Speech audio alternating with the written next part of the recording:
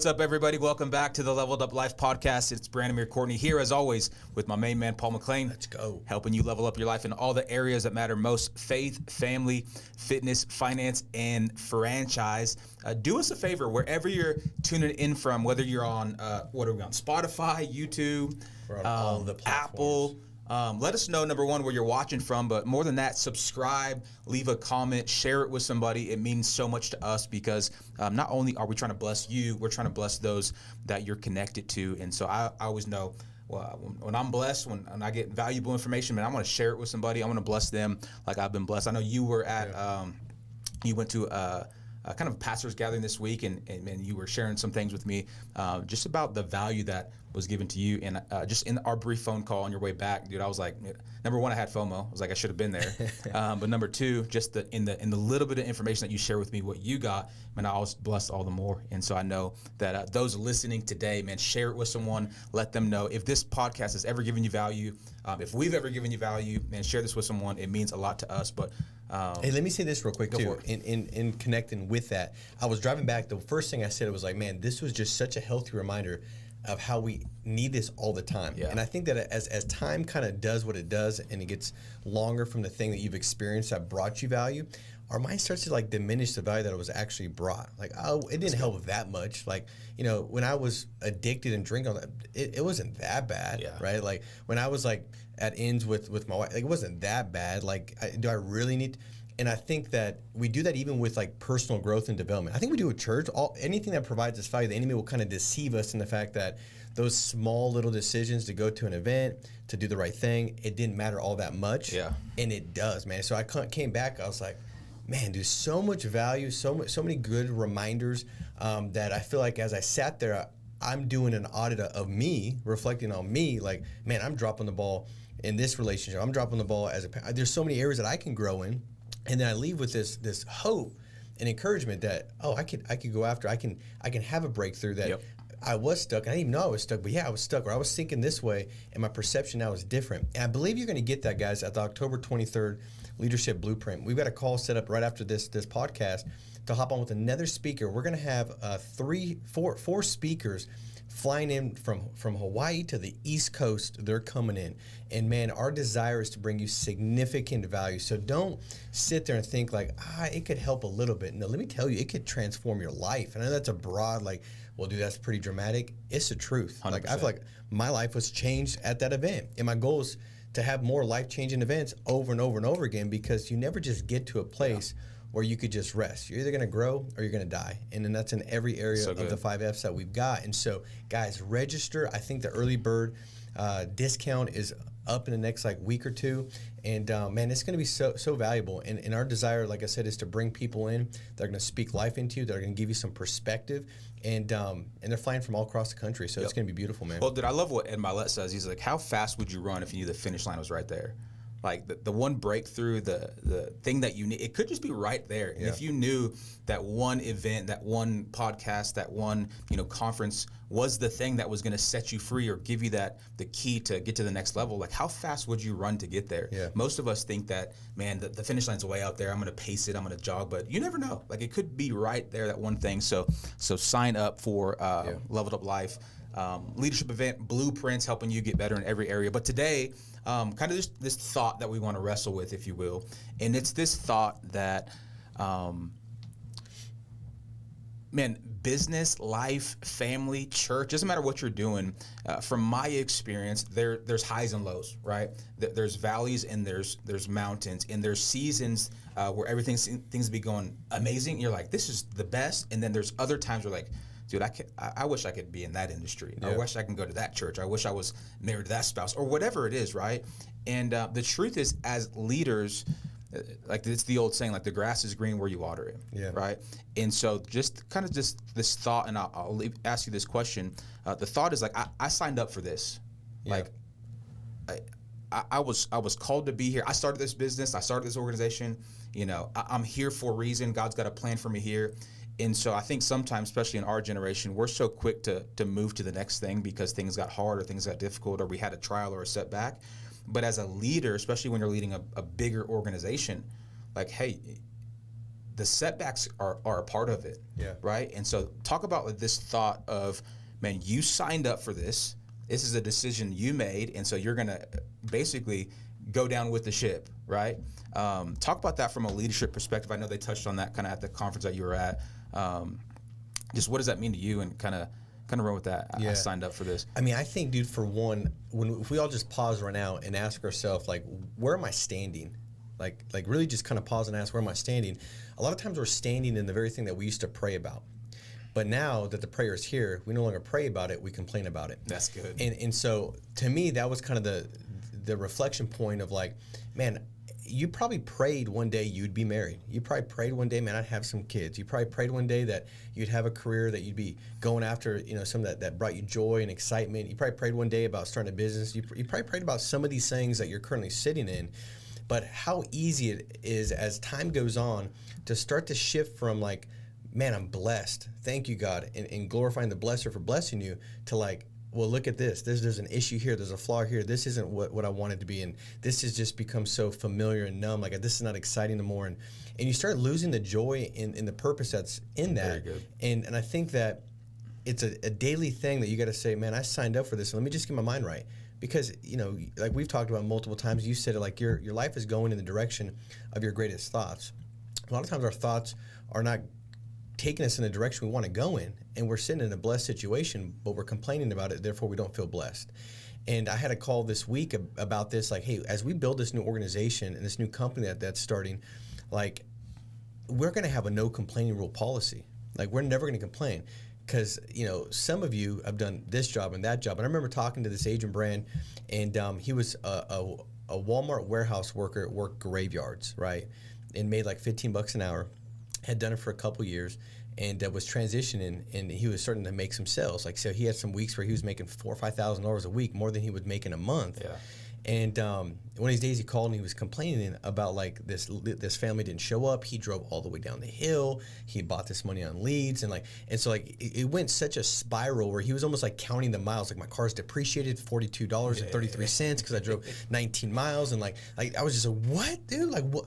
And so my job was to say, dude, you signed up for this. Yeah. Like, remember where you were at, and when you signed up for this, you had all this hope and this promise of, man, I want to be able to work my own schedule. I want to be able to sleep at night, wake up in the morning, see my kids. I want to be able to enjoy these things. I said, but you focused on the fact that when you sign up for a blessing and for things that are going to put you in a better position, you're also signing up for the late nights, yep, the early mornings, the no-shows, the things that you don't want to have happen.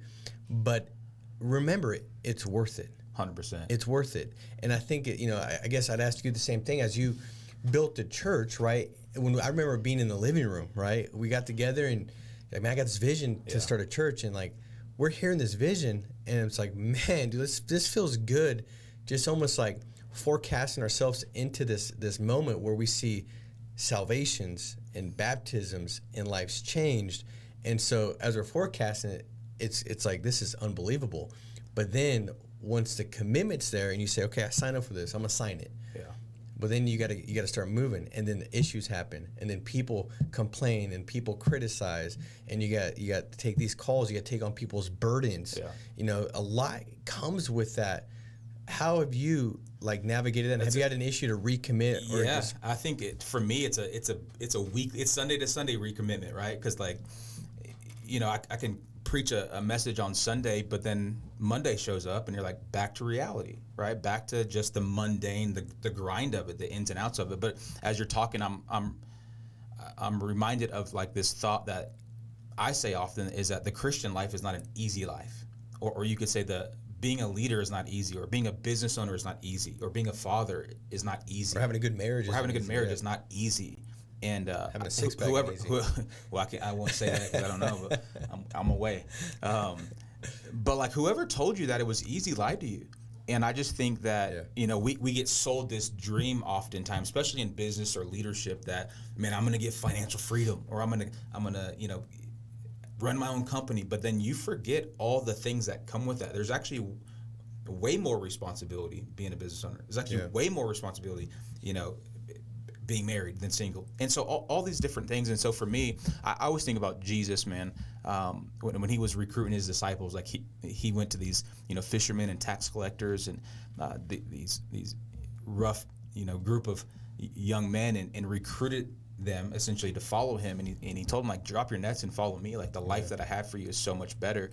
And while they were with Jesus, like, in the natural, it was like they were walking with him, seeing him doing miracles, signs, and wonders, like the confidence you would have in this leader that you're following. But then Jesus dies, right? And then they lose hope. And then 3 days later, he comes back, and that hope is like sparked again. But then 40 days later, he tells them, I'm leaving. I'm going back to be with the Father, but I'm sending a gift in you. Like, everything that you need to fulfill your purpose is going to be in you. Like, you have everything. And I just think that it's a good picture for me to constantly be reminding myself that I signed up for this life that God called me to live, right?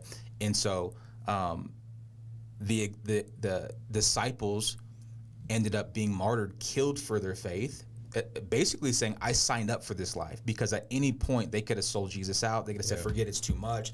They could have said, I'm out of here. Like, the persecution is just too much. The complaints are too much. The fights are too much. The scrutiny is too much. The negative comments are too much. The highs and lows of the bank account is too much. But as a leader, you got to remind yourself, like what you said, where am I standing? Like, I signed up I prayed for this life. Yeah. I left everything for this life. And so for me, it's just a great thought to go, no, I did pray to run an organization. I did pray to have a blessed family. I did pray to have a podcast. I did pray, to be a spiritual leader, all these things. And we're praying for even more. And so it's a daily recommitment, I would say, on my end, to say, man, I signed up for this. And so good, like dude. Jesus said, the greatest among you would be the biggest servant. Serving others is not easy. Yeah. But that's a clear call. And so you got to know what you're getting into before you get into it. That's just my quick thought. Yeah, I love that, dude. I mean, it's almost like if you're too big, if you're too big to serve, you're too small to lead, right? And it's like, I love that perspective that reminds you. And Brandon, as you were saying, I was thinking, like, practical. Like, so, okay, I get this, right? That makes sense. Like, you're gonna fall, and maybe you guys are reflecting. You're like, man, what lull have I fallen into in these different areas of my life?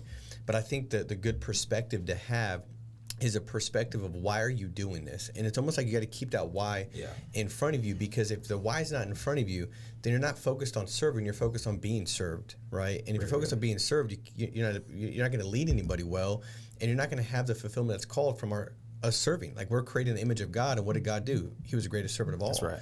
He laid down his life. And so when you take a look at, and I'm going to put it in the context of like running a business, right? So as these guys are selling life insurance, right? We got people selling homes, life insurance. The reality is, the best will have one commonality. It's always about the person. It's always about the people. Yep. And when they make a phone call, I just told them this the other day, they were so focused on trying to learn more. Once I learn more, I need to learn this, I need to learn that. I said, no, all you got to do is get your focus and your mind onto, how do I care more? Yeah. So if you can actually go through a mental visualization of how the fact that this client might not come home tomorrow, and this client's got 3 kids, and what is that going to look like, and what's going to happen? It's the same thing with the church. I'm sure, like, if I don't get up there and I'm not focused on the people, man, God's got to work through me when I'm 100%. Available for him to be used. And like, this person might be thinking about suicide, and like, this message and God working through me might be able to stop that from happening. And so if it's always about the people, man, what happens is, like, life gets birthed back in you. Very good. Because I feel like when, the whole not wanting to sign back up is because you've lost focus on why you're doing this in the first place. Like, why did I sign up for this? Very good. And so I think if you focus on why you signed up for it, the blessings, the purpose, the calling that's there, now you're able to sacrifice easier because your passion arises. And you can only tell how passionate somebody is about something based off their level of sacrifice. That's why Jesus' last 3 days was called the passion. It's why. Well, he gave everything, right? His passion was so high, he was willing to run the race for the joy set before him. But he was focused on joy set before him. Yeah, very good. And so I think that, even what did he do when he was, basically says crying bloods of tears, like he was like in such great anguish, he was reminded by going to the Father of his purpose. And so I think it's, what we must do then is to spend time each and every maybe morning focusing on the purpose. Like, why do I want to have a good marriage? Like, why does it matter? Okay, and then why does that matter? And then you go 4 layers in why, and you realize, like, man, okay, I'm going to sacrifice and spend a little bit extra time with my spouse. I'm going to do this thing. Or I'm going to say sorry. I'm going to release unforgiveness, because you get to the depth of the why. And I think the second point to that would be realizing what doesn't happen and what does it cost you if you don't make the sacrifice. So if you don't make the sacrifice, what then takes place? Yeah. You know, like if I don't sacrifice and I'm there for my spouse, what does a terrible marriage look like? What's the ripple effect of that? If I don't spend the time and raise my kids in the way they should go, what's the ripple effect of that? And let that pain of not doing it be what pulls me, not the pain of actually doing it. Does that make sense? I mean, 100%. I mean, you're talking about understanding your why and what drives you, because if you don't have a big enough purpose, you'll give up far too soon. And you're so right, man. We're living in the decision, good or bad, of those who came before us. Yeah. And we have an opportunity right now to bless those who come after us, either with a blessed life or a cursed life based on the decisions we're making now. But you're right, man. I think if you can get to a place where you can go, how do I care more? And I think we're best equipped to help those we used to be in that same situation. Yeah. And so absolutely right. Like my prayer I preach 3 times a Sunday, and every single time before I get on the stage, I go, God, give me a word for this service, because there's someone in here that wasn't in the last one. There's someone going to be in the next one that's not in this one. I need a fresh word. And so, yeah, the thought is the same, but the delivery might be so much different, because, man, I'm speaking to someone specifically in that room that one word, that one thought, that one phrase could change their life. That one prayer could change their life. And the same is true for your business, right? If you don't close that one sale because they said, hey, I got to think about it. But the truth is they didn't really have to think about it. They were just wrestling with the financial situation. And so you pressed a little harder because you actually cared and put them in a position to take care of their family long term instead of short term, because you care so much, not because you're trying to make commission, because they can smell your breath, right? And so if you could actually just push a little harder, not because you want to get paid, but because you care about their well-being, man, that's the place where you want to get to, and that will transition to any area of life. Like when it comes to your parenting, like, let them be on TikTok. It's not that big of a deal. But no, I care about you so much. I'm willing to have the hard conversation in the short-term pain, because I know long-term it's going to be so much better for you. Yeah. You know what I'm saying? So like you could apply that to any area of life. And I love it, dude. I mean, so you killed, bro. There's so much to unpack. I'll tell you guys this much, man. Like the reality is, every single day the blessing we've got is we've got those choices, right? And we get to choose how to see things.